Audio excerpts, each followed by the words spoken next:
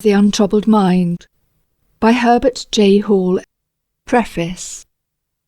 A very wise physician has said that every illness has two parts: what it is, and what the patient thinks about it. What the patient thinks about it is often more important and more troublesome than the real disease. What the patient thinks of life, what life means to him, is also of great importance, and may be the bar that shuts out all real health and happiness. The following pages are devoted to certain ideals of life which I would like to give to my patients, the long-time patients who have especially fallen to my lot. They are not all here. The steps to health and happiness.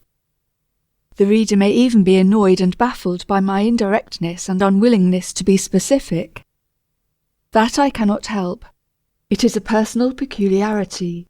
I cannot ask anyone to live by rule, because I do not believe that rules are binding and final. There must be character behind the rule, and then the rule is unnecessary. All that I have written has doubtless been presented before, in better ways, by wiser men, but I believe that each writer may expect to find his small public, his own particular public, who can understand and profit by his teachings, having partly or wholly failed with the others. For that reason I am encouraged to write upon a subject usually shunned by medical men, being assured of at least a small company of friendly readers. I am grateful to a number of friends and patients who have read the manuscript of the following chapters. These reviewers have been frank and kind and very helpful. I am particularly indebted to Dr. Richard C. Cabot, who has given me much valuable assistance. Chapter 1. The Untroubled Mind.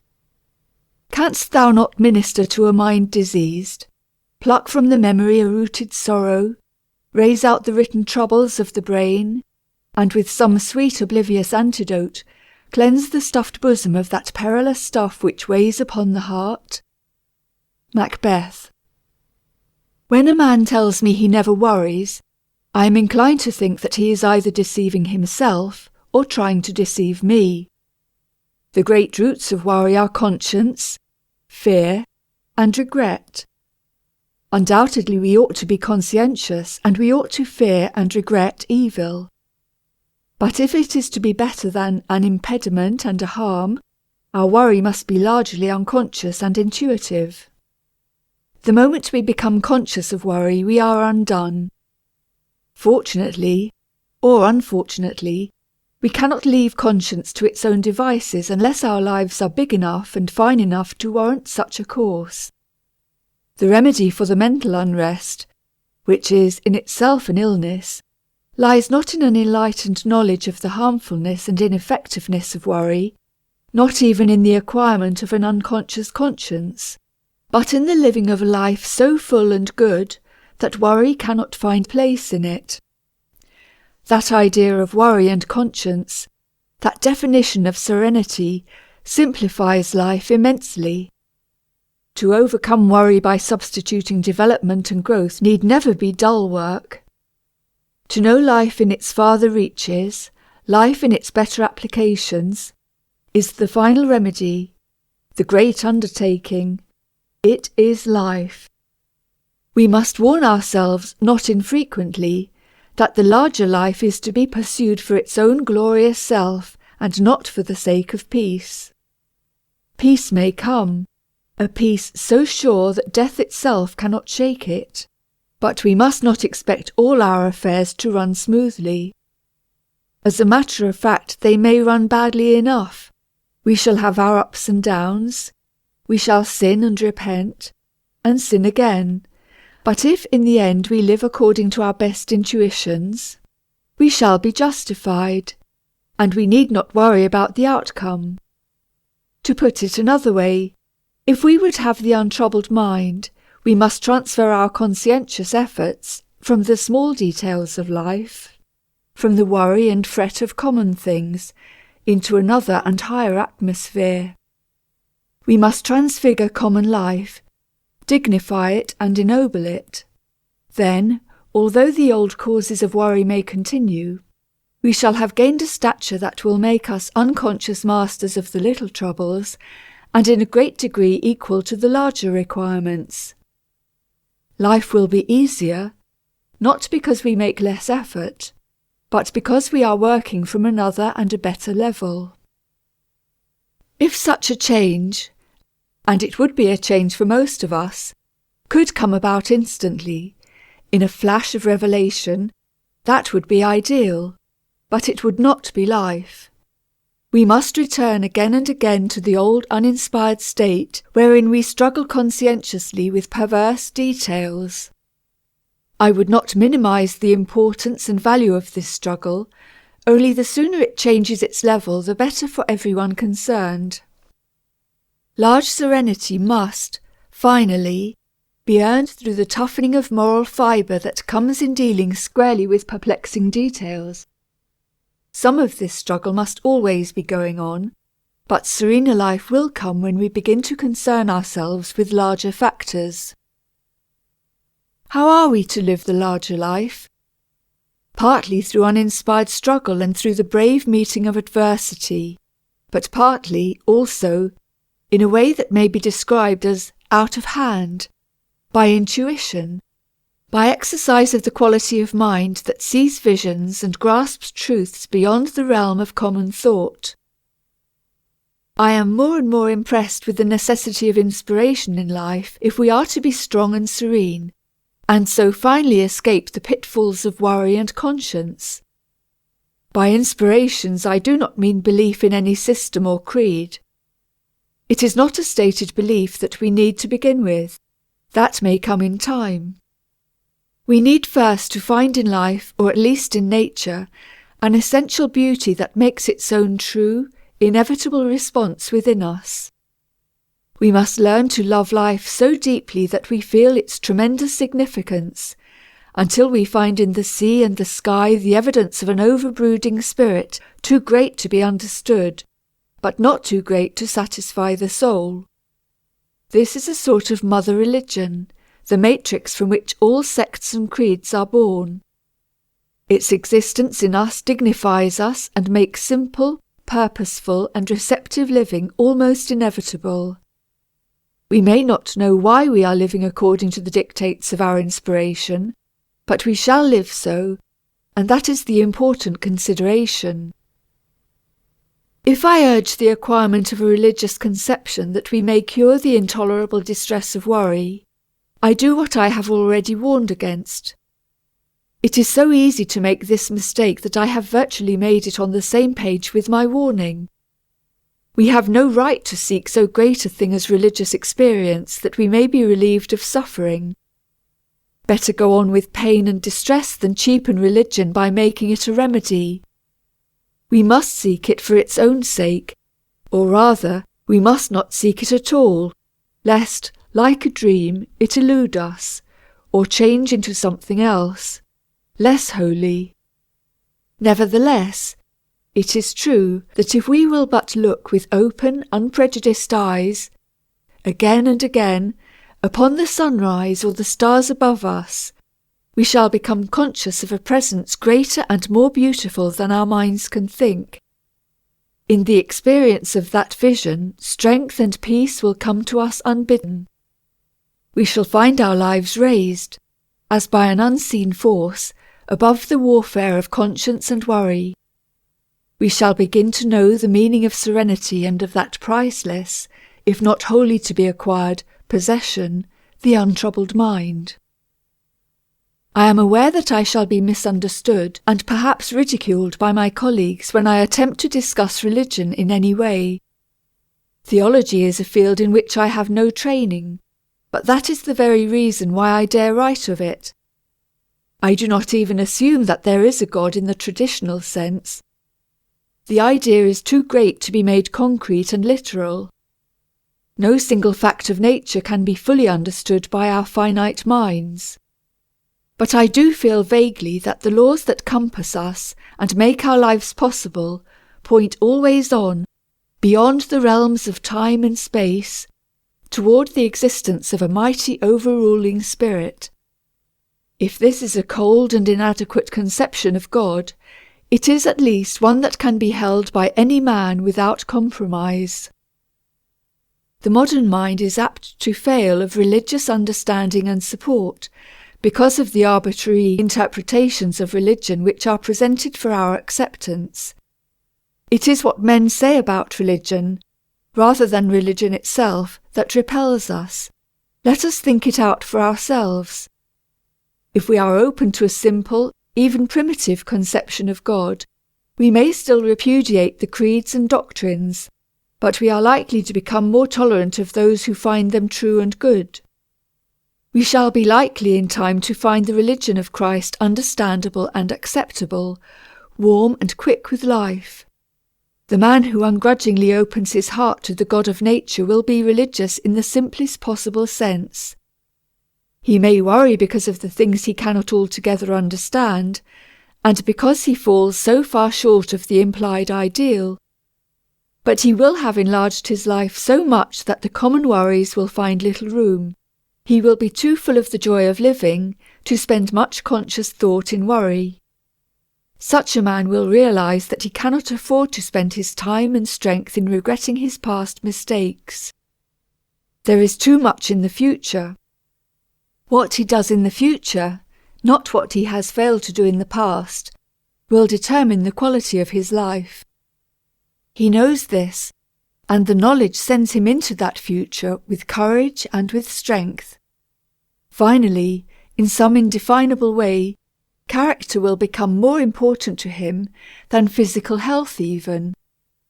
Illness is half compensated when a man realizes that it is not what he accomplishes in the world, but what he is that really counts, which puts him in touch with the creative forces of God and raises him out of the aimless and ordinary into a life of inspiration and joy.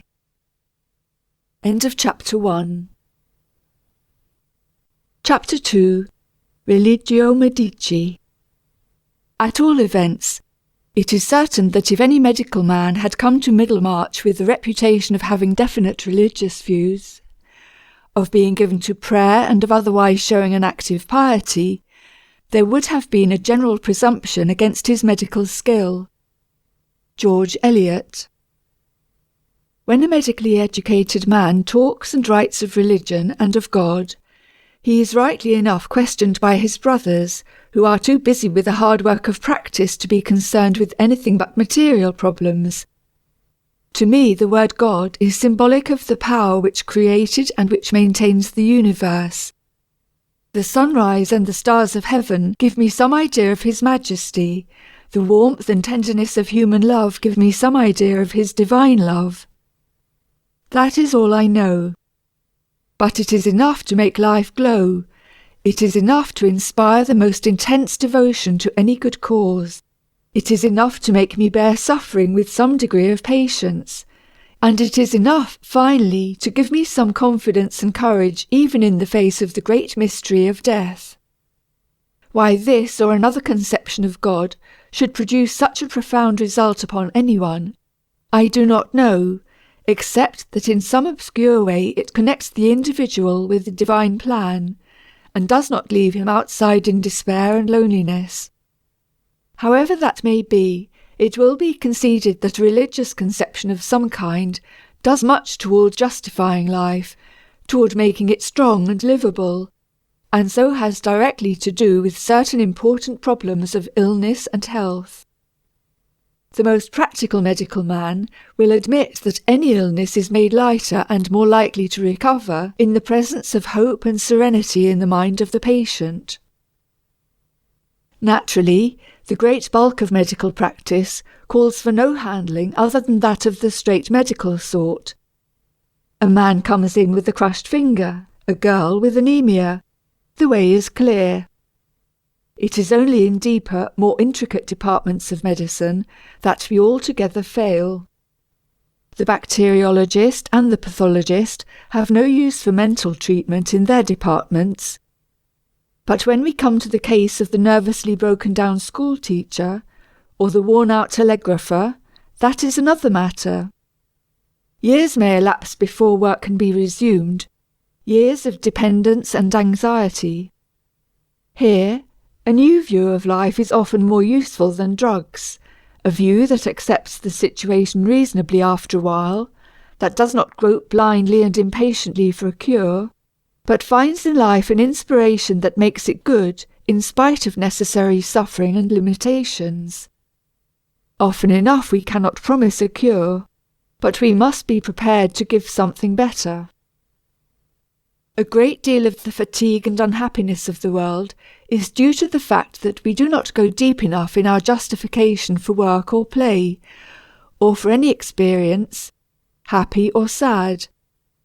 There is a good deal of a void after we have said art for art's sake, or play for the joy of playing, or even after we have said, I am working for the sake of my family, or for someone who needs my help. That is not enough, and whether we realize it or not, the lack of deeper justification is at the bottom of a restlessness and uncertainty which we might not be willing to acknowledge, but which nevertheless is very real. I am not satisfied when some moralist says, be good and you will be happy. The kind of happiness that comes from a perfunctory goodness is a thing which I cannot understand, and which I certainly do not want. If I work and play and serve and employ, making up the fabric of a busy life, if I attain a very real happiness, I am tormented by the desire to know why I am doing it, and I am not satisfied with the answer I usually get. The patient may not be cured when he is relieved of his anemia, or when his emaciation has given place to the plumpness and suppleness and physical strength that we call health. The man whom we look upon as well, and who has never known physical illness, is not well in the larger sense until he knows why he is working, why he is living, why he is filling his life with activity. In spite of the elasticity and spring of the world's interests, there must come, often, with a kind of fatal insistence, the deep demand for a cause, for a justification. If there is not an adequate significance behind it, life, with all its courage and accomplishment, seems but a sorry thing, so full of pathos, even in its brightest moments, so shadowed with a sense of loss and of finality that the bravest heart may well fail and the truest courage relax, supported only by the assurance that this way lies happiness, or that right is right. What is this knowledge that the world is seeking, but can never find? What is this final justification? If we seek it in its completeness, we are doomed always to be ill and unsatisfied. If we are willing to look only a little way into the great question, if we are willing to accept a little for the whole, content because it is manifestly part of the final knowledge, and because we know that final knowledge rests with God alone, we shall understand enough to save us from much sorrow and painful incompleteness. There is, in the infinitely varied and beautiful world of nature, and in the hearts of men, so much of beauty and truth that it is a wonder we do not all realize that these things of common life may be in us and for us, the daily and hourly expression of the infinite being we call God. We do not see God, but we do feel and know so much that we may fairly believe to be of God that we do not need to see him face to face. It is something more than imagination to feel that it is the life of God in our lives, so often unrecognized or ignored, that prompts us to all the greatness and the inspiration and the accomplishment of the world. If we could know more clearly the joy of such a conception, we should dry up at its source much of the unhappiness which is, in a deep and subtle way, at the bottom of many a nervous illness and many a wretched existence. The happiness which is found in the recognition of kinship with God, through the common things of life, in the experiences which are so significant that they could not spring from a lesser source, the happiness which is not sought, but which is the inevitable result of such recognition, this experience goes a long way toward making life worth living. If we do have this conception of life, then some of the old questions that have vexed so many dwellers upon the earth will no longer be a source of unhappiness or of illness of mind or body. The question of immortality, for instance, which has made us afraid to die, will no longer be a question. We shall not need to answer it in the presence of God, in our lives and in the world about us. We shall be content finally to accept whatever is in store for us, so it be the will of God. We may even look for something better than mere immortality, something more divine than our gross conception of eternal life. This is a religion that I believe medical men may teach without hesitation whenever the need shall arise. I know well enough that many a blunt, if kindly man cannot bring himself to say these words, even if he believes them, but I do think that in some measure they point the way to what may wisely be taught. There is a practice of medicine, the common practice, that is concerned with the body only, and with its chemical and mechanical reactions. We can have nothing but respect and admiration for the men who go on year after year in the eager pursuit of this calling. We know that such a work is necessary, that it is just as important as the educational practice of which I write. We know that without the physical side, medicine would fail of its usefulness and that disease and death would reap far richer harvests. I only wish the two naturally related aspects of our dealing with patients might not be so completely separated that they lose sight of each other. As a matter of fact, both elements are necessary to our human welfare.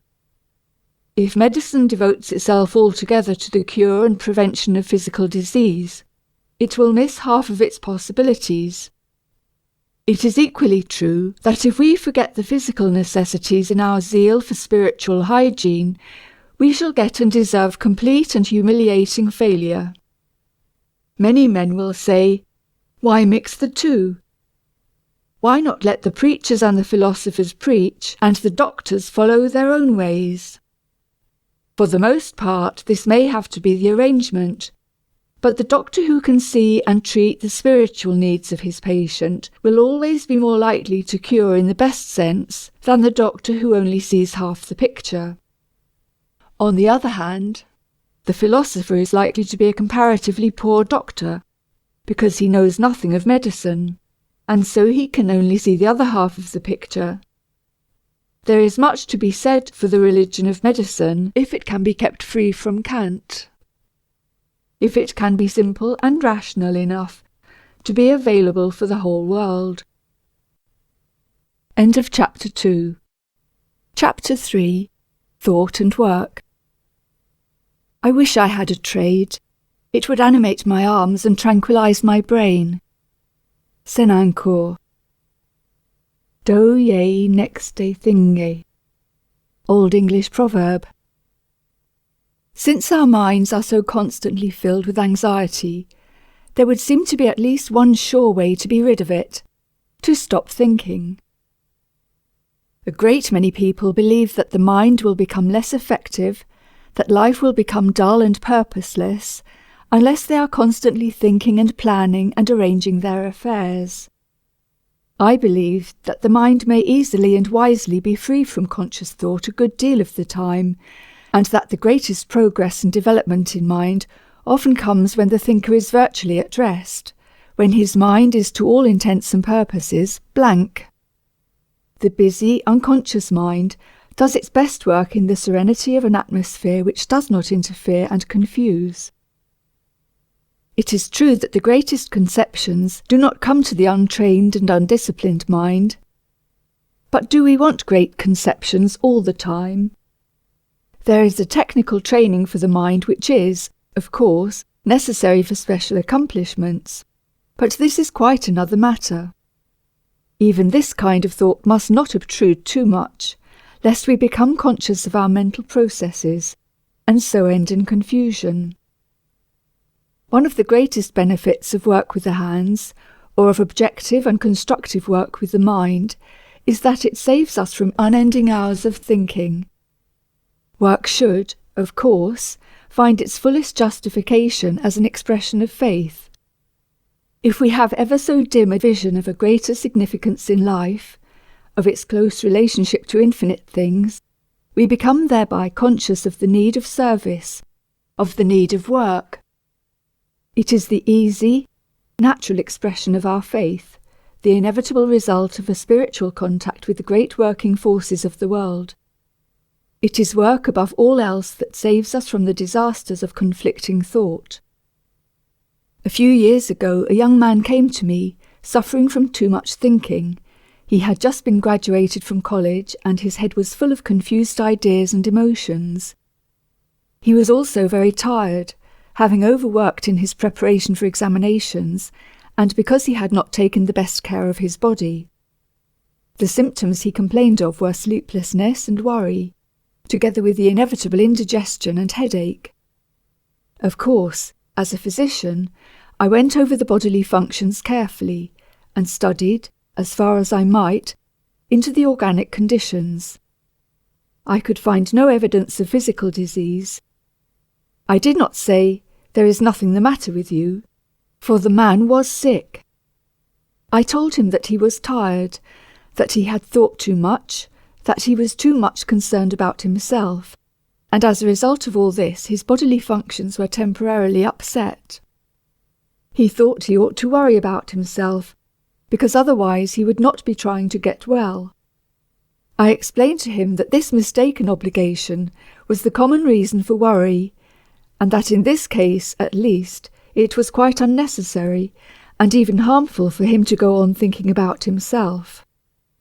That helped a little, but not nearly enough, because when a man has overworked, when he has begun to worry, and when his various bodily functions show results of worry, no reasoning, no explanations, can wholly relieve him. I said to this young man, "In spite of your discomforts, in spite of your depression and concern in regard to yourself, you will get well if you stop thinking about the matter altogether.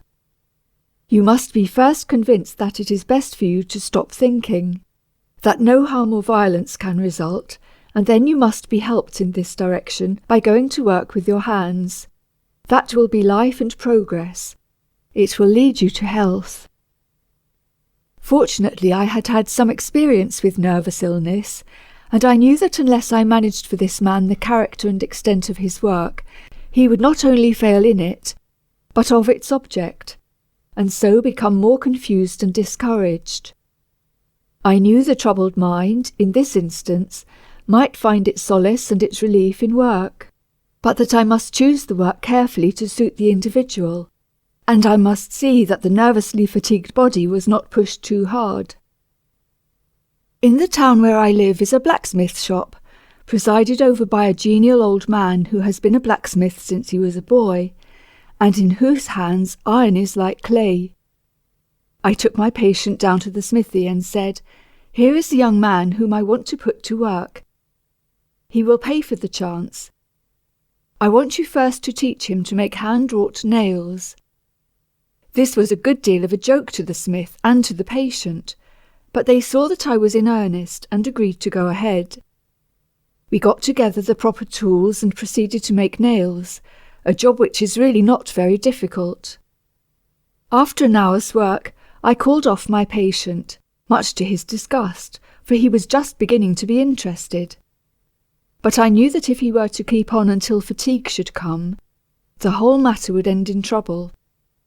So the next day, with some new overalls and a leather apron added to the equipment, we proceeded to another hour's work. We went on this way for 3 or 4 days before the time was increased. The interest of the patient was always fresh. He was eager for more, and he did not taste the dregs of fatigue. Yet he did get wholesome exercise, and he did get the strong turning of the mind from its worry and concern. Of course, the rest of the day was taken care of in one way or another, but the work was the central feature. In a week we were at it 2 hours a day, in 3 weeks 4 hours, and in a month 5 hours. He had made a handsome display of hand-wrought nails, a superior line of pokers and shovels for fireplaces, together with a number of very respectable andirons. On each of these larger pieces of handiwork, my patient had stamped his initials with a little steel die that was made for him. Each piece was his own, each piece was the product of his own versatility and his own strength. His pride and pleasure in this work were very great, and well they might be, for it is a fine thing to have learned to handle so intractable a material as iron. But in handling the iron patiently and consistently until he could do it without too much conscious thinking, and so without effort, he had also learned to handle himself naturally, more simply and easily. As a matter of fact, the illness which had brought this boy to me was pretty nearly cured by his blacksmithing, because it was an illness of the mind and of the nerves, and not of the body, although the body had suffered in its turn. That young man, instead of becoming a nervous invalid as he might have done, is now working steadily in partnership with his father, in business in the city. I had found him a very interesting patient, full of originality and not at all the tedious and boresome person he might have been had I listened day after day, week after week, to the recital of his ills. I was willing to listen, I did listen, but I also gave him a new trend of life, which pretty soon made his complaints sound hollow and then disappear. Of course, the problem is not always so simple as this, and we must often deal with complexities of body and mind requiring prolonged investigation and treatment. I cite this case because it shows clearly that relief from some forms of nervous illness can come when we stop thinking, when we stop analysing, and then back up our position with prescribed work. There may be some nervous invalids who read these lines who will say, "But I have tried so many times to work and have failed." Unfortunately, such failure must often occur unless we can proceed with care and with understanding. But the principle remains true, although it must be modified in an infinite variety to meet the changing conditions of individuals. I see a great many people who are conscientiously trying to get well from nervous exhaustion. They almost inevitably try too hard. They think and worry too much about it, and so exhaust themselves the more. This is the greater pity because it is the honest and the conscientious people who make the greatest effort.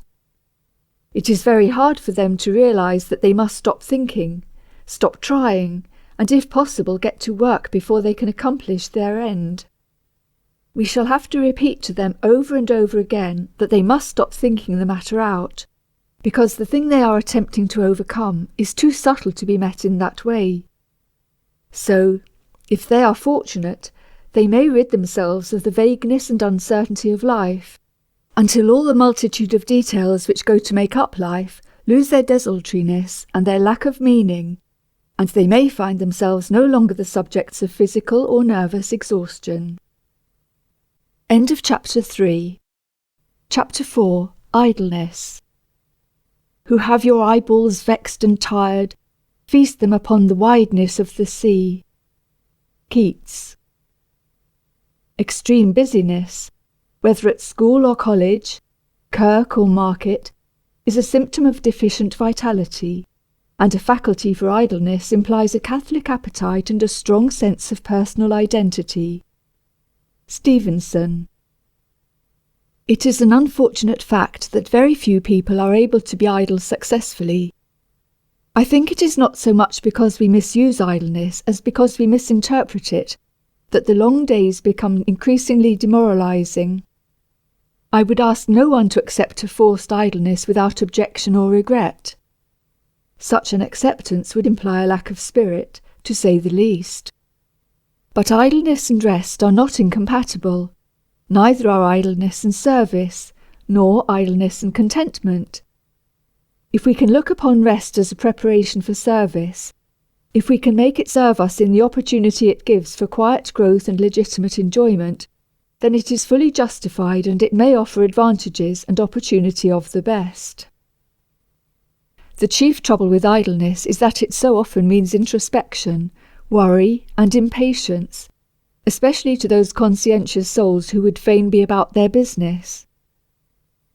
I have for a long time been accustomed to combat the worry and fret of necessary idleness, not by forbidding it, not by advising struggle and fight against it, but by insisting that the best way to get rid of it is to leave it alone, to accept it. When we do this, there may come a kind of fallow time in which the mind enriches and refreshes itself beyond our conception. I would rather my patient who must rest for a long time would give up all thought of method, would give up all idea of making his mind follow any particular line of thought or absence of thought.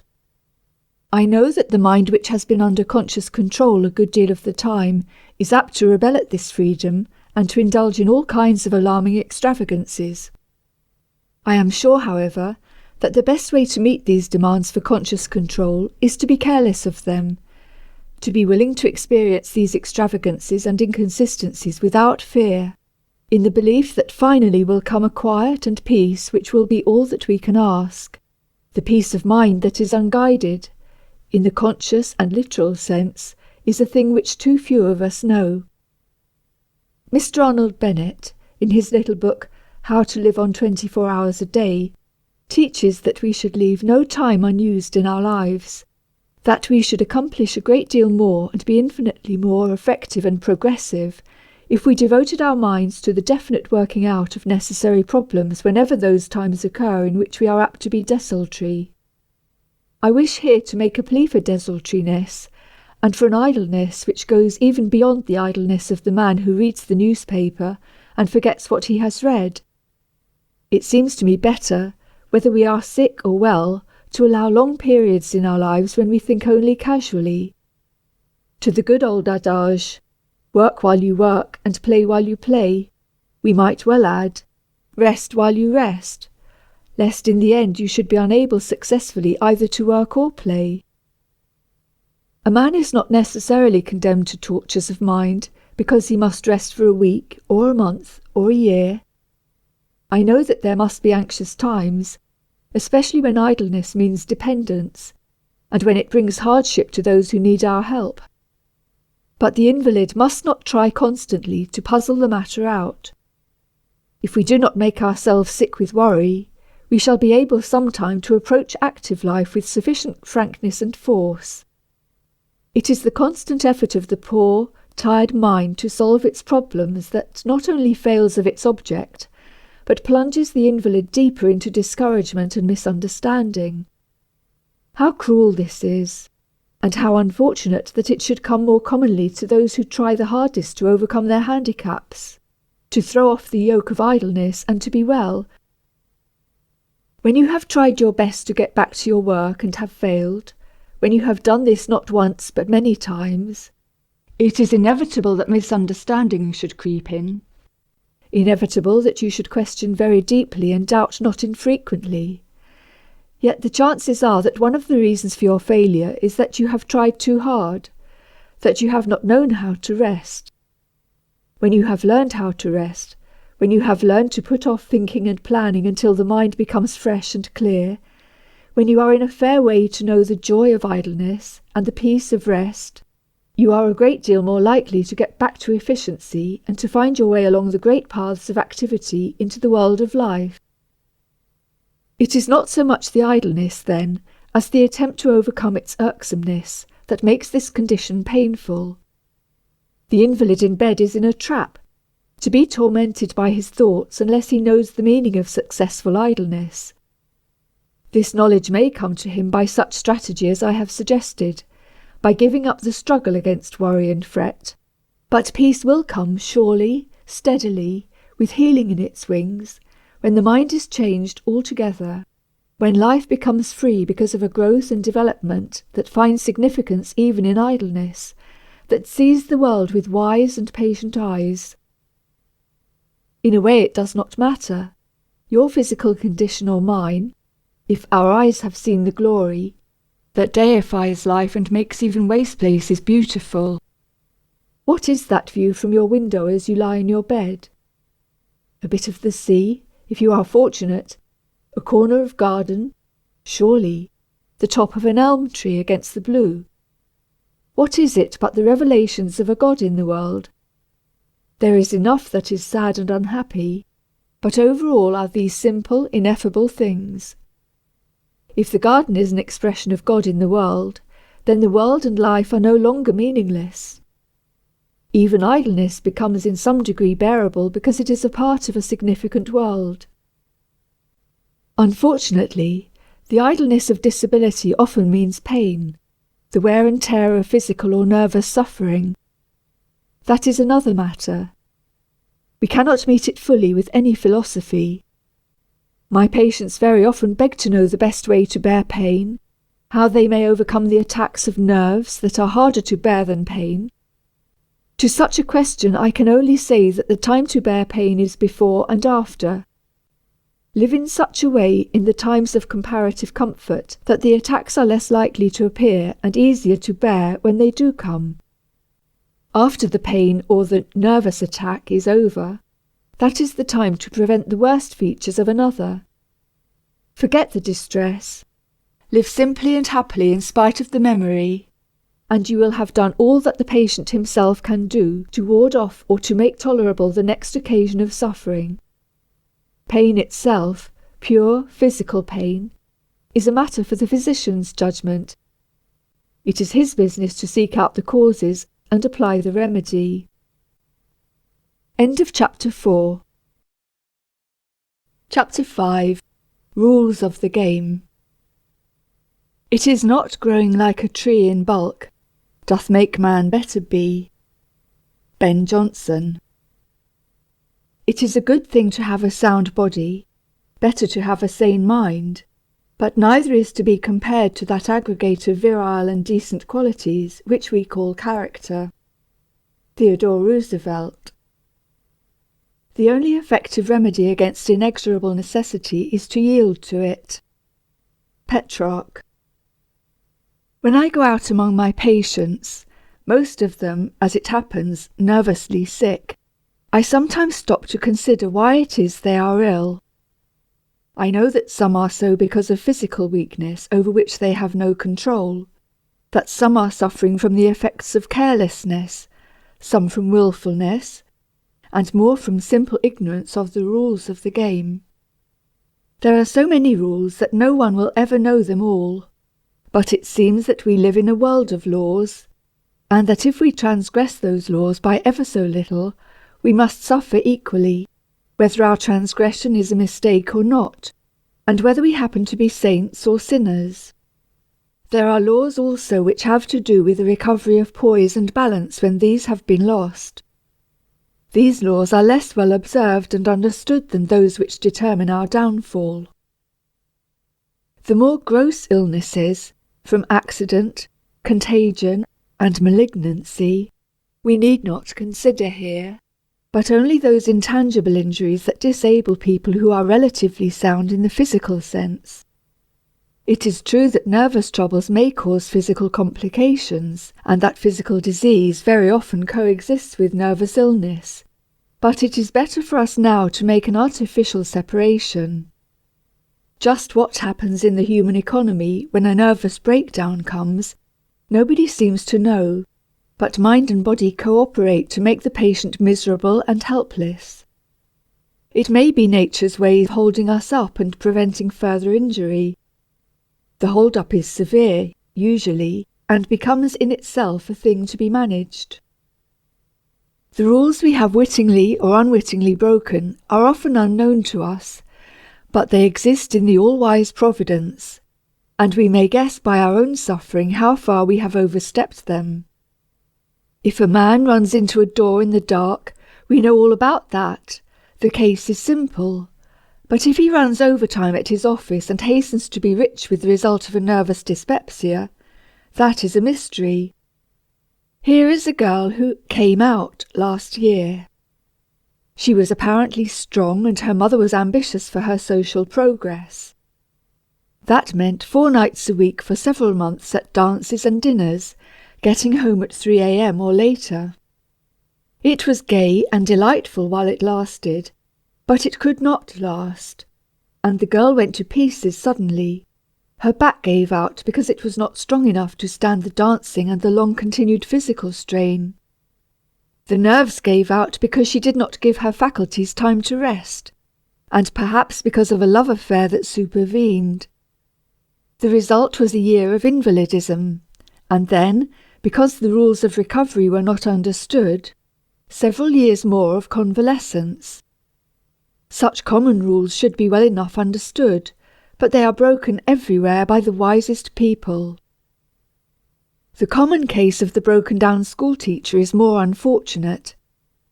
The tragedy and others like it are more often, I believe, due to unwise choice of profession in the first place. The women's colleges are turning out hundreds of young women every year who naturally consider teaching as the field most appropriate and available. Probably only a very small proportion of these girls are strong enough physically or nervously to meet the growing demands of the schools. They may do well for a time, some of them unusually well, for it is the sensitive, highly strung organism that is appreciative and effective. After a while, the worry and fret of the requirements and the constant nag of the schoolroom have their effect upon those who are foredoomed to failure in that particular field. The plight of such young women is particularly hard, for they are usually dependent upon their work. It is, after all, not so much the things we do as the way we do them, and what we think about them, that accomplishes nervous harm. Strangely enough, the sense of effort and the feeling of our own inadequacy damage the nervous system quite as much as the actual physical effort. The attempt to catch up with life and with affairs that go on too fast for us is a frequent and harmful deflection from the rules of the game.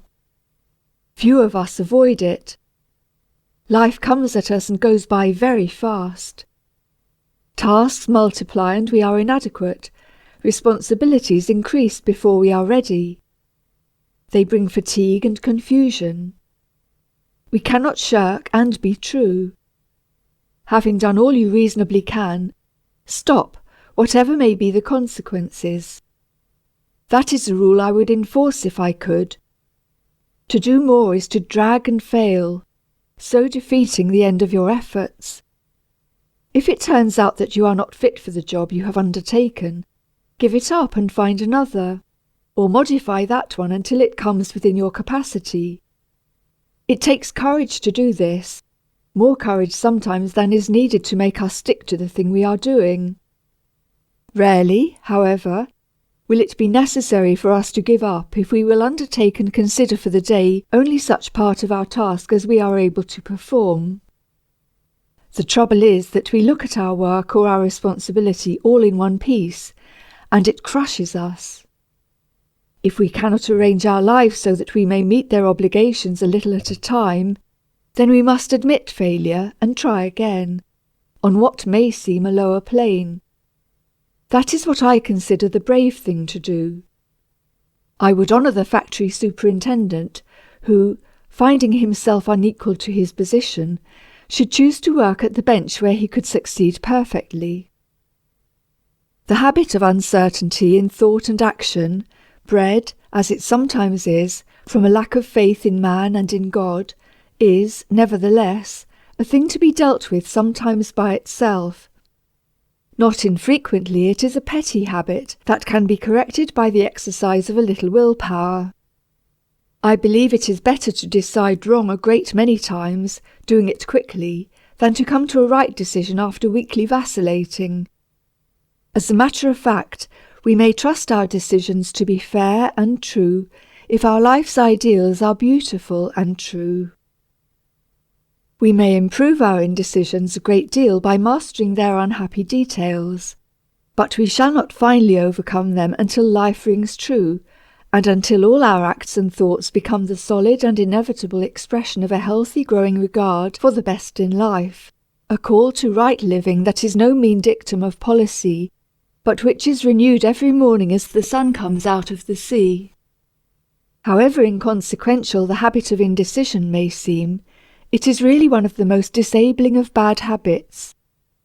Its continuance contributes largely to the sum of nervous exhaustion.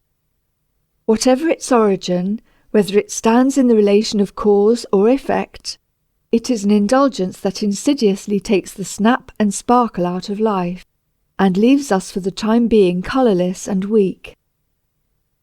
Next to uncertainty, an uninspired certainty is wrecking to the best of human prospects.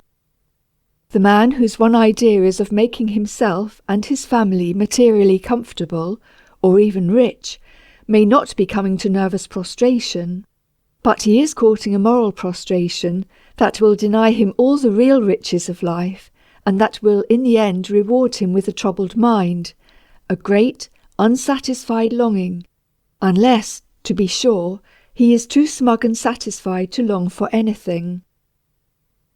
The larger life leads us inevitably away from ourselves, away from the super-requirements of our families. It demands of them and of ourselves an unselfishness that is born of a love that finds its expression in the service of God.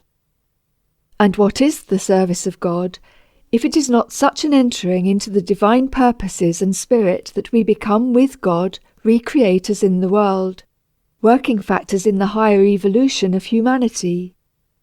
While we live, we shall get and save, we shall use and spend, we shall serve the needs of those dependent upon us, but we shall not line the family nest so softly that our children become powerless. We shall not confine our charities to the specified channels, where our names will be praised and our credit increased. We shall give and serve in secret places with our hearts in our deeds.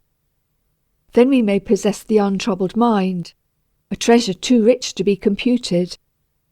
We shall not have it for the seeking. It may exist in the midst of what men call privations and sorrows, but it will exist in a very large sense, and it will be ours. The so-called hard-headed businessman who never allows himself to be taken advantage of, whose dealings are always strict and uncompromising, is very apt to be a particularly miserable invalid when he is ill. I cannot argue in favour of business laxity. I know the imperative need of exactness and finality. But I do believe that if we are to possess the untroubled mind, we must make our lives larger than the field of dollars and cents. The charity that develops in us will make us truly generous and free from the reaction of hardness. It is a great temptation to go on multiplying the rules of the game. There are so many sensible and necessary pieces of advice which we all need to have emphasized. That is the course we must try to avoid. The child needs to be told, arbitrarily for a while, what is right and what is wrong, that he must do this, and he must not do that. The time comes, however, when the growing instinct toward right living is the thing to foster, not the details of life which will inevitably take care of themselves, if the underlying principle is made right. It must be the ideal of moral teaching to make clear and pure the source of action. Then the stream will be clear and pure. Such a stream will purify itself and neutralize the dangerous inflow along its banks. It is true that great harm may come from the polluted inflows, but they will be less and less harmful as the increasing current from the good source flows down. We shall have to look well to our habits lest serious ills befall, but that must never be the main concern, or we shall find ourselves living very narrow and laboured lives. We shall find that we are failing to observe one of the most important rules of the game. End of Chapter 5. Chapter 6. The Nervous Temperament. Beyond the ugly actual, lo, on every side, imagination's limitless domain. Browning. He that too much refines his delicacy will always endanger his quiet. Samuel Johnson. The great refinement of many poetical gentlemen has rendered them practically unfit for the jostling and ugliness of life. Stevenson. It has been my fortune as a physician to deal much with the so-called nervous temperament. I have come both to fear and to love it. It is the essence of all that is bright, imaginative, and fine, but it is as unstable as water. Those who possess it must suffer. It is their lot to feel deeply, and very often to be misunderstood by their more practical friends. All their lives these people will shed tears of joy, and more tears of sorrow. I would like to write of their joy, of the perfect satisfaction, the true happiness that comes in creating new and beautiful things, of the deep pleasure they have in the appreciation of good work in others. But with the instinct of a dog trained for a certain kind of hunting, I find myself turning to the misfortunes and the ills. The very keenness of perception makes painful anything short of perfection. What will such people do in our clanging streets? What of those fine ears tuned to the most exquisite appreciation of sweet sound? What of that refinement of hearing that detects the least departure from the rhythm and pitch in complex orchestral music? And must they bear the crash of steel on stone, the infernal clatter of traffic? Well, yes, as a matter of fact, they must, at least for a good many years to come, until advancing civilization eliminates the city noise. But it is not always great noises that disturb and distract. There is a story told of a woman who became so sensitive to noise that she had her house made soundproof. There were thick carpets and softly closing doors. Everything was padded. The house was set back from a quiet street, but that street was strewn with tanbark to check the sound of carriages. Surely here was bliss for the sensitive soul. I need not tell the rest of the story, how absolutely necessary noises became intolerable, and the poor woman ended up by keeping a man on the place to catch and silence the tree toads and crickets. There is nothing to excuse the careless and unnecessary noises of the world. We shall dispose of them finally as we are disposing of flamboyant signboards and typhoid flies. But meanwhile, and always, for that matter, the sensitive soul must learn to adjust itself to circumstances and conditions. This adjustment may in itself become a fine art. It is really the art by which the painter excludes the commonplace and irrelevant from his landscape. Sometimes we have to do this consciously. For the most part, it should be a natural, unconscious selection. I am sure it is unwise to attempt at any time the dulling of the appreciative sense for the sake of peace and comfort.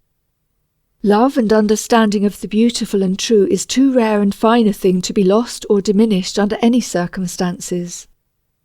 The cure, as I see it, is to be found in the cultivation of the faculty that finds some good in everything and everybody. This is the saving grace. It takes great bulks of the commonplace and distills from the mass a few drops of precious essence. It finds in the unscholarly and the imperfect rare traces of good. It sees in man, any man, the image of God, to be justified and made evident only in the sublimity of death, perhaps, but usually to be developed in life. The nervous person is often morose and unsocial, perhaps because he is not understood, perhaps because he falls so short of his own ideals. Often he does not find kindred spirits anywhere. I do not think we should drive such a man into conditions that hurt. But I do believe that if he is truly artistic, and not a snob, he may lead himself into a larger social life without too much sacrifice. The sensitive, highly strung spirit that does not give of its own best qualities to the world of its acquaintance, that does not express itself in some concrete way, is always in danger of harm. Such a spirit turned in upon itself is a consuming fire. The spirit will burn a long time and suffer much if it does not use its heat to warm and comfort the world of need. Real illness makes the nervous temperament a much more formidable difficulty. All the sensitive faculties are more sensitive. Irritability becomes an obsession and idleness a terror. The nervous temperament under irritation is very prone to become selfish, and very likely to hide behind this selfishness, calling it temperament. The man who flies into a passion when he is disturbed, or who spends his days in torment from the noises of the street, the woman of high attainment who has retired into herself, who is moody and unresponsive, these unfortunates have virtually built a wall about their lives, a wall which shuts out the world of life and happiness. From the walls of this prison the sounds of discord and annoyance are thrown back upon the prisoner intensified and multiplied. The wall is real enough in its effect, but will cease to exist when the prisoner begins to go outside, when he begins to realize his selfishness and his mistake. Then the noises and the irritations will be lost in the wider world that is open to him. After all, it is only through unselfish service in the world of men that this broadening can come. There is no lack of opportunity for service. Perhaps the simplest and most available form of service is charity, the big, professional kind, of course, and beyond that the greater field of intimate and personal charity. I know a girl of talent and ability, herself a nervous invalid, sick and helpless for the lack of a little money which would give her a chance to get well. I do not mean money for luxuries, for foolish indulgences, but money to buy opportunity, money that would lift her out of the heavy morass of poverty and give her a chance. She falls outside the beaten path of charity. She is not reached by the usual philanthropies. I also know plenty of people who could help that girl without great sacrifice. They will not do it because they give money to the regular charities. They will not do it because sometimes generosity has been abused. So they miss the chance of broadening and developing their own lives. I know well enough that objective interest can rarely be forced. It must usually come the other way about, through the broadening of life which makes it inevitable. Sometimes I wish I could force that kind of development, that kind of charity. Sometimes I long to take the rich neurasthenic and make him help his brother, make him develop a new art that shall save people from sorrow and loss. We are all together in this world, and all kin. To recognize it and to serve the needs of the unfortunate as we would serve our own children is the remedy for many ills. It is the new art, the final and greatest of all artistic achievements. It warms our hearts and opens our lives to all that is wholesome and good. This is one of the crises in which my theory of inspiration first may fail. Here the charity may have come first, may have to be insisted upon before there can be any inspiration or any further joy in life. It is not always charity in the usual sense that is required. Sometimes the charity that gives something besides money is best. But charity in any good sense means self-forgetfulness, and that is a long way on the road to nervous health. Give of yourself, give of your substance, and you will cease to be troubled with the penalties of selfishness. Then take the next step, that gives not because life has come back, but because the world has become larger and warmer and happier.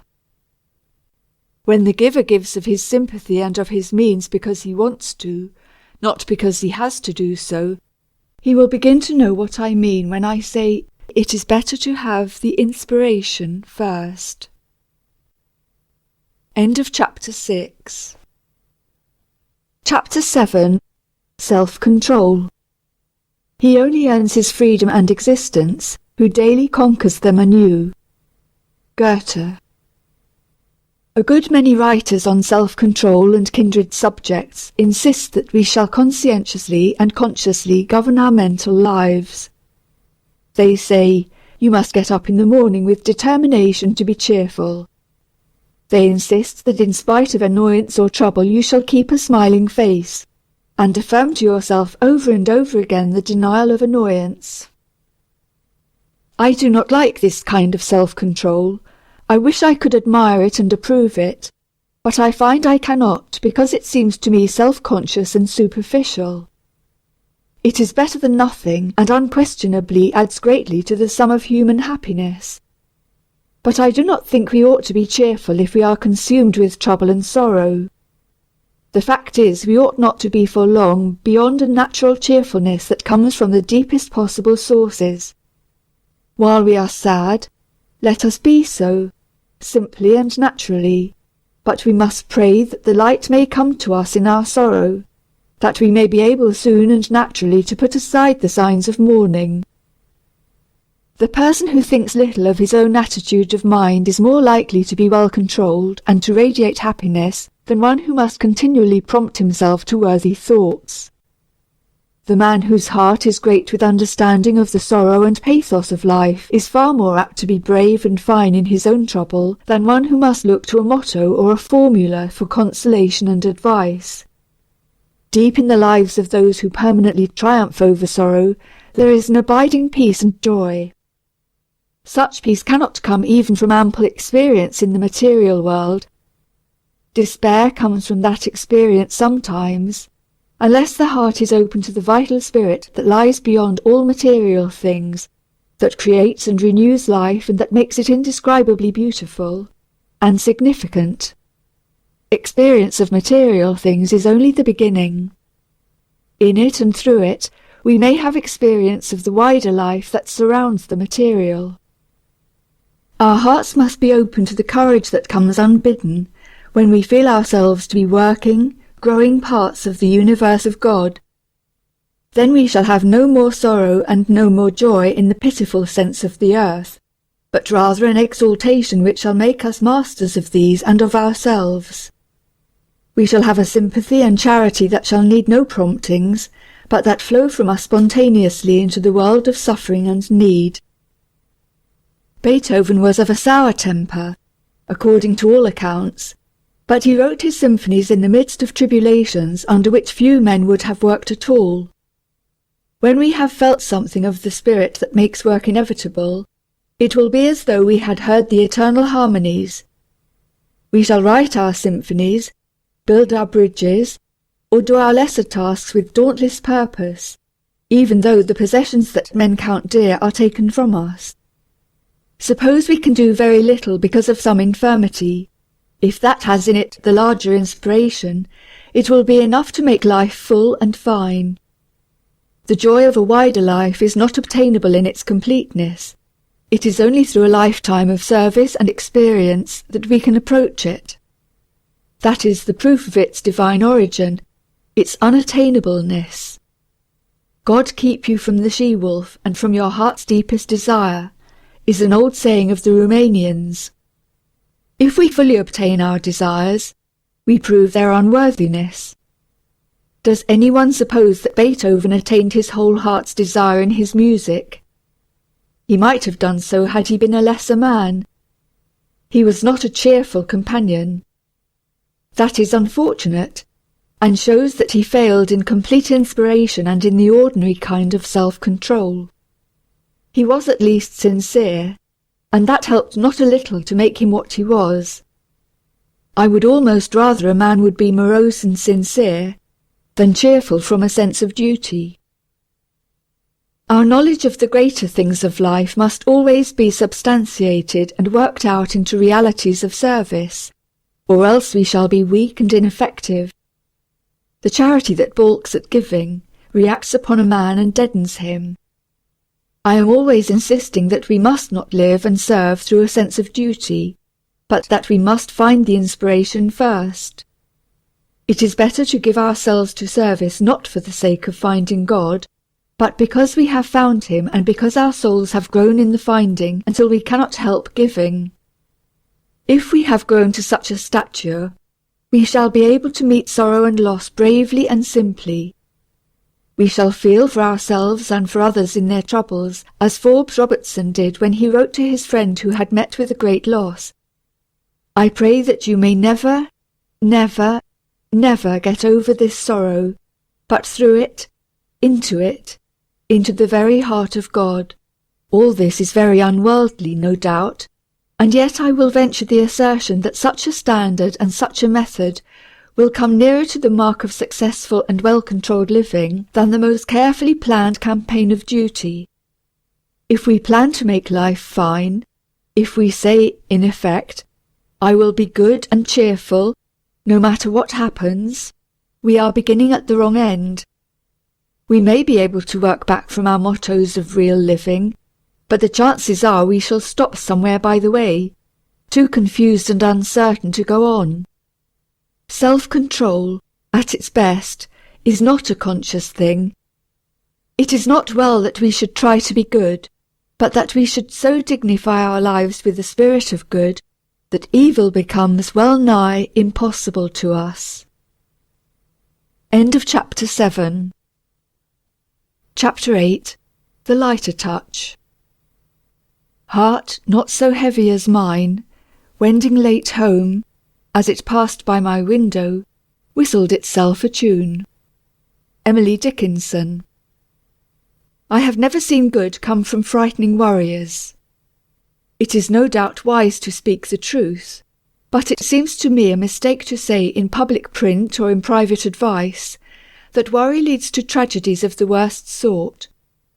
No matter how hopeful we may be in our later teaching about the possibilities of overcoming worry, the really serious worrier will pounce upon the original tragic statement and apply it with terrible insistence to his own case.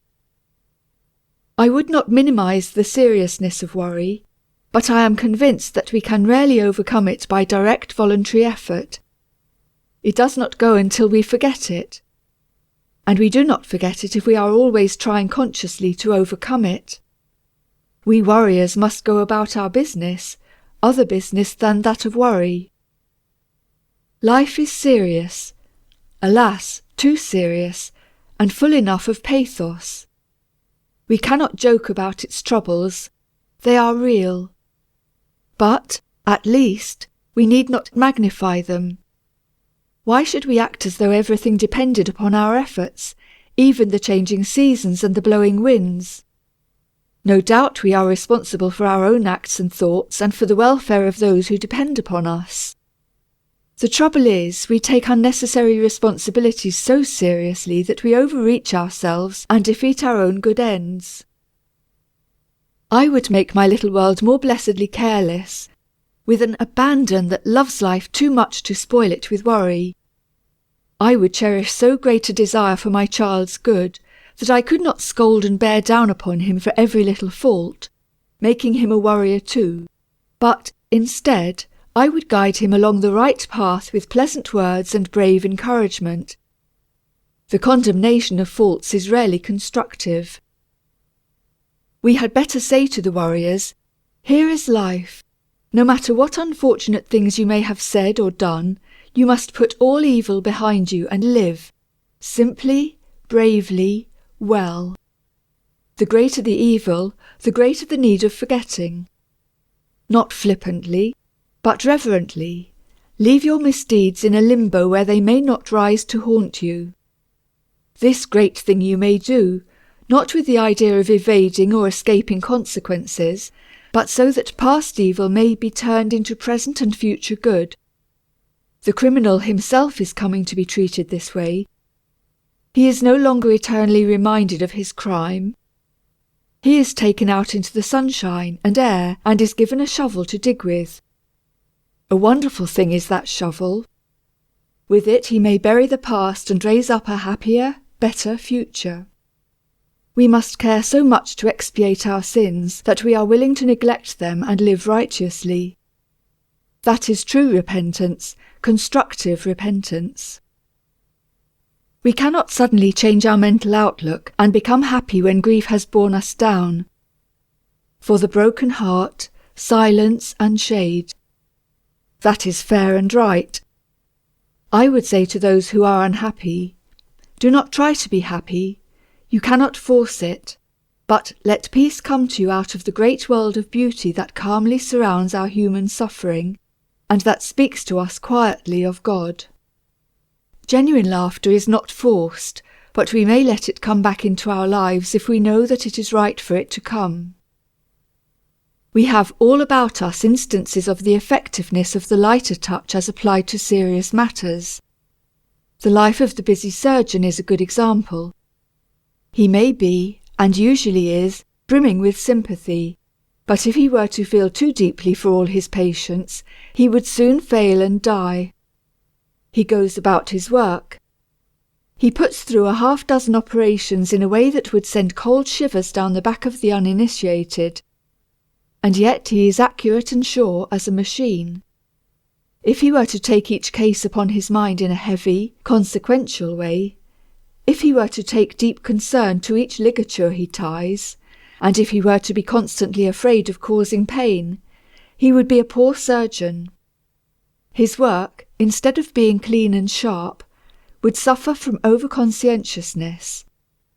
He might never finish an operation for fear his patient would bleed to death. Such a man may be the reverse of flippant, and yet he may actually enjoy his sombre work. Cruel, bloodthirsty? Not at all.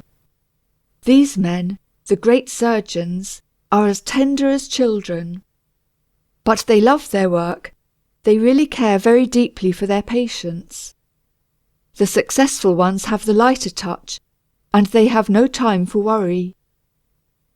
Sometimes we wish to arouse the public conscience. Do the long columns of figures, the impressive statistics, wake men to activity? It is rather the keen, bright thrust of the satirist that saves the day. Once in a New England town meeting there was a movement for a much-needed new schoolhouse. By the installation of skylights in the attic, the old building had been made to accommodate the overflow of pupils. The serious speakers in favor of the new building had left the audience cold, when a young man arose and said he had been up into the attic and had seen the wonderful skylights that were supposed to meet the needs of the children. "I have seen them," he said. "We used to call them scuttles when I was a boy." $100,000 was voted for the new schoolhouse. There is a natural gaiety in most of us which helps more than we realize to keep us sound. The pity is that when responsibilities come and hardships come, we repress our lighter selves sternly, as though such repression were a duty. Better let us guard the springs of happiness very, very jealously. The whistling boy in the dark street does more than cheer himself on the way. He actually protects himself from evil, and brings courage not only to himself but to those who hear him.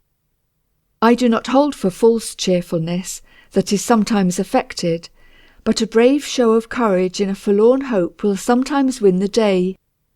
It is infinitely more likely to win than a too serious realization of the danger of defeat. The show of courage is often not a pretense at all, but victory itself. The need of the world is very great, and its human destiny is in our hands. Half of those who would help to right the wrongs are asleep, or too selfishly immersed in their own affairs. We need more helpers like my friend of the skylights. Most of us are far too serious. The slumberers will slumber on, and the worriers will worry. The serious people will go ponderously about until someone shows them how ridiculous they are and how pitiful. End of Chapter 8. Chapter 9. Regrets and Forebodings. Regret avails little, still less remorse. The one keeps alive the old offence, the other creates new offences. Goethe. The unrepentant sinner walks abroad. Unfortunately for us moralists, he seems to be having a very good time. We must not condone him, though he may be a very lovable man, neither must we altogether condemn him, for he may be repentant in the very best way of all ways, the way that forgets much and leaves behind more, because life is so fine that it must not be spoiled, and because progress is in every way better than retrospection. The fact is, that repentance is too often the fear of punishment, and such fear is, to say the least, unmanly. I would rather be a lovable sinner than one of the people who repent because they cannot bear to think of the consequences. Knowledge and fear of consequences undoubtedly keep a great many young people from the so-called sins of ignorance. But there must be something behind knowledge and fear of consequences to stop the youth of spirit from doing what he is inclined to do. Over and over again we must go back to the appreciation of life's dignity and beauty, to the consciousness of the Spirit of God behind and in the world, if we are to find a balance and a character that will deliver us from evil. When we have found this consciousness, when we live in it and breathe it, we shall be far less apt to sin, and when we have sinned, as we all must in the course of our blundering lives, we shall not waste our time in regret or in the fear of consequences. If the God we dream of is as great as the sea, or as beautiful as a tree, we need not fear him. He will be tender and just at the same time. He will be as forgiving as he is strong. The best we can do, then, is to leave our sins in the hand of God and go our way, sadder and wiser, maybe, but not regretting too much, nor fearing any more. There is a new idea in medicine, the development of which has been one of the most striking achievements of modern times. The idea of psychoanalysis, as taught and advocated by Freud in Germany.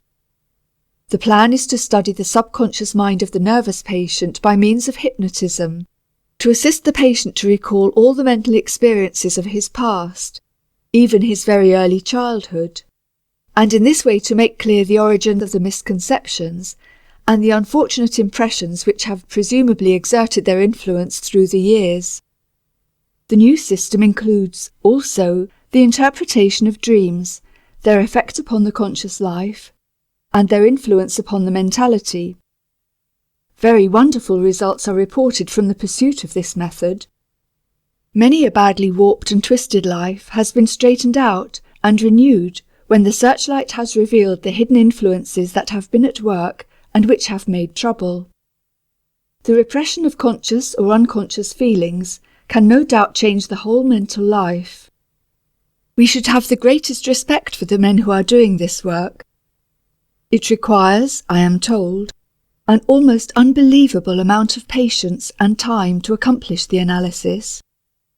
No doubt the adult judgment of childish follies is a direct means of disposing of their harmful influence in life, the surest way of losing the conscious or unconscious regrets that sadden many lives.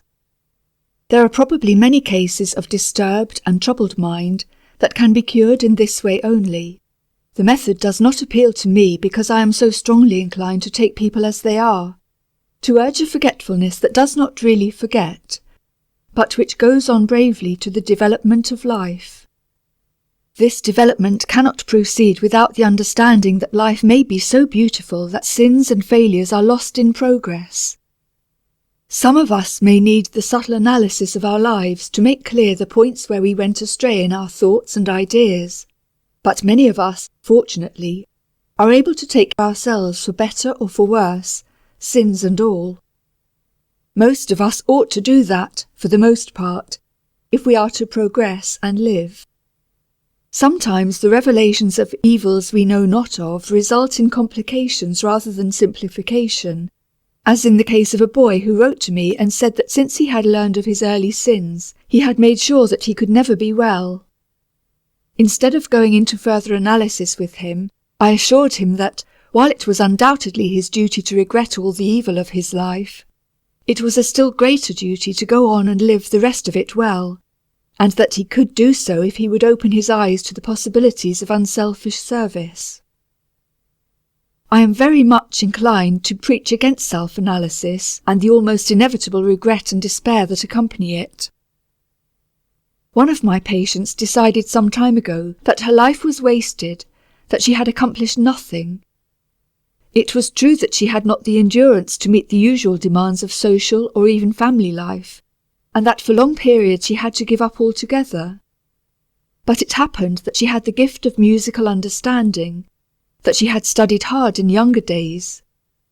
With a little urging, the gift was made to grow again, and to serve not only the patient's own needs, but to bring very great pleasure to everyone who listened to her playing. That rare, true ability was worth everything, and she came to realize it in time. The gift of musical expression is a very great thing, and I succeeded in making this woman understand that she should be happy in that ability, even if nothing else should be possible. Often enough, nothing that can compare with music exists, and life seems wholly barren.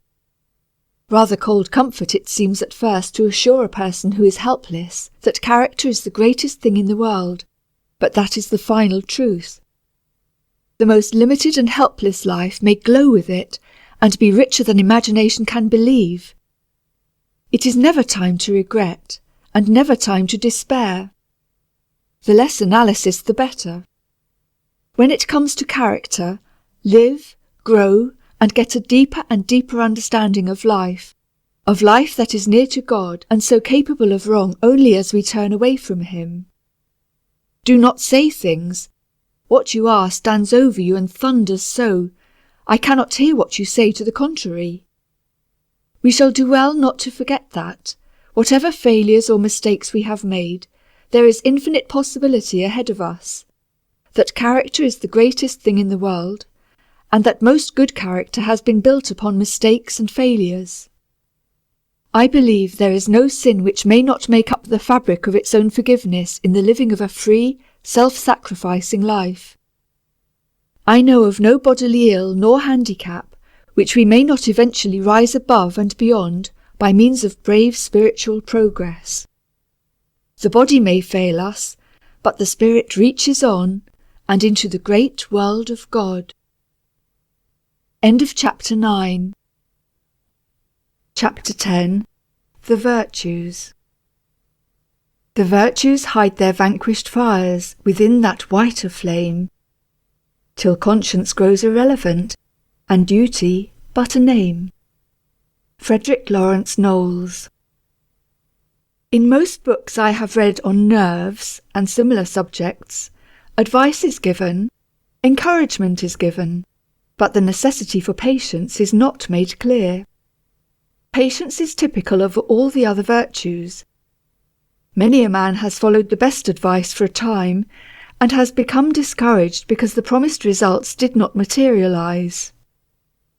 It is disappointing, surely, to have lived upon a diet for months only to find that you still have dyspepsia, or to have followed certain rules of morality with great precision and enthusiasm, without obtaining the untroubled mind.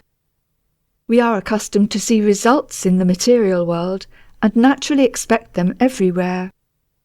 The trouble is, we do not always recognize improvements when we see them, and we insist upon certain preconceived changes as a result of our endeavors.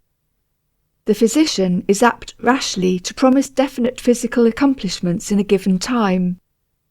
He is courting disappointment and distrust when he does so.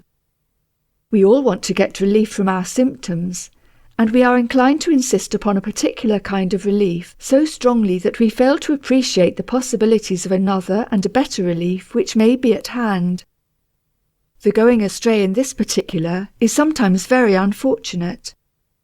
I have known a man to rush frantically from one doctor to another, trying to obtain relief for a particular pain or discomfort, unwilling to rest long enough to find out that the trouble would have disappeared naturally if he had taken the advice of the first physician, to live without impatience and within his limitations. The human body is a very complex organism, and sometimes pain and distress are better not relieved, since they may be the expression of some deeper maladjustment, which must first be straightened out. This is also true of the mind, in which the unhappy proddings of conscience had better not be cured by anodynes or by evasion, unless we are prepared to go deeply enough to make them disappear spontaneously. We must sometimes insist upon patience, although it should exist as a matter of course, patience with ourselves and with others. The physician who demands and secures the greatest degree of patience from his clients is the most successful practitioner, for no life can go on successfully without patience. If patience can be spontaneous, the natural result of a broadening outlook, then it will be permanent and serviceable. The other kind, that exists by extreme effort, may do for a while, but it is a poor makeshift. I always feel like apologizing when I ask a man or woman to be tolerant or charitable or generous, or, for that matter, to practice any of the ordinary virtues. Sound living should spring unbidden from the very joy of life. It should need no justification and certainly no urging. But unfortunately, as the world now stands, there are men and groups of men who do not see the light. There is a wide contagion of selfishness and short-sightedness among the well-to-do, and a necessary federation of protection and selfishness among the poor. The practical needs of life, artificial as they are among the rich, and terribly insistent as they are among the poor, blind us to larger considerations.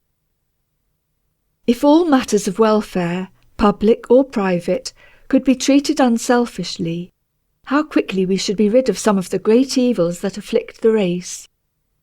I am inclined to think that much of the goodness of people comes in that way, unconsciously, naturally, as the light flows from the sun. Yet I suppose that in our present order, and until, through the years, the better time arrives, we must very often ask ourselves and others to be good and to be charitable, just because it is right, or worse still, because it is good policy. A man grows better, more human, more intelligent, as he practices the virtues. He is safer, no doubt, and the world is better. It is even true that, by the constant practice of virtues, he may come finally to espouse goodness and become thoroughly good. That is the hopeful thing about it, and the reason why we may consistently ask or demand the routine practice of the virtues. But let us hold up all the time in our teaching and in our lives the other course, the development of the inspiration that includes all virtues and that makes all our way easy and plain in a world where confusion reigns, because men are going at the problem of right living the wrong way around. The practice of good living will never be easy in its details, but if it is sure in its inspiration, there will be no question of the final triumph. We shall have to fight blindly sometimes, and with all the strength and persistence of animals at bay. We shall fail sometimes too, and that is not always the worst thing that can happen. It is the glory of life that we shall slowly triumph over ourselves and the world. It is the glory of life that out of sore trouble, in the midst of poverty and human injustice, may rise, spontaneous and serene, the spirit of self-sacrifice, the unconquerable spirit of service that does not question, that expresses the divine tenderness in terms of human love. Through the times of darkness and doubt which must inevitably come, there will be for those who cherish such a vision, and who come back to it again and again, no utter darkness, no trouble that wholly crushes, no loss that wholly destroys. If we could not understand it before, it will slowly dawn upon us that the life of Christ exemplified all these things: charity, kindliness, service, patience. All these things which have seemed so hard will become in our lives, as in His, the substance and expression of our faith. The great human virtues will become easy and natural. The untroubled mind, or as much of it as is good to possess, will be ours, not because we have escaped trouble, but because we have disarmed it, have welcomed it even, so long as it has served to strengthen and ennoble our lives. End of Chapter 10. Chapter 11. The Cure by Faith. The healing of his seamless dress is by our beds of pain. We touch him in life's throng and press, and we are whole again. Whittier. I cannot finish my little book of ideals without writing some things that are in my mind about cure by faith or by prayer. It is a subject that I approach with hesitation because of the danger of misunderstanding. No subject is more difficult, and none is more important for the invalid to understand. We hear a great deal about the wonderful cures of Christian Science or of similar agencies, and we all know of people who have been restored to usefulness by such means. Has the healing of Christ again become possible on earth?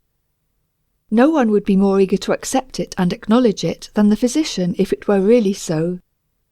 But careful investigation always reveals the fact that the wonderful cures are not of the body but of the mind.